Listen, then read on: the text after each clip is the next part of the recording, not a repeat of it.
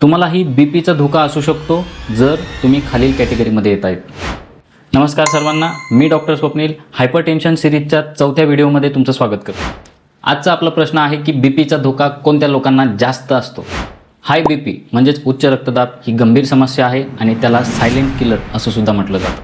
उच्च रक्तदाब विकसित होण्याचा धोका खालील लोकांना जास्त प्रमाणात असतो. कॅटेगरी 1 लाईफस्टाईल फॅक्टर म्हणजे जीवनशैली संबंधित जोखीम.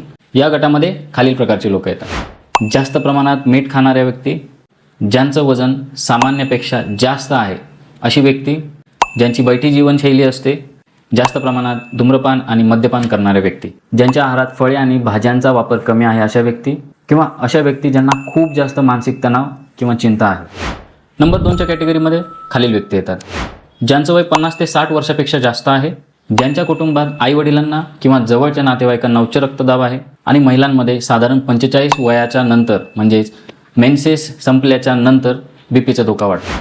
नंबर 3 आरोग्य स्थिती. या कॅटेगरीमध्ये खालील प्रकारचे लोक येतात. ज्यांना आधीपासूनच मधुमेह आहे, ज्यांना आधीपासूनच किडनीचे आजार आहेत, ज्यांना उच्च कोलेस्टेरॉलचा प्रॉब्लेम आहे किंवा ज्यांना झोपेत श्वास घेण्यास त्रास होतो अशा व्यक्ती.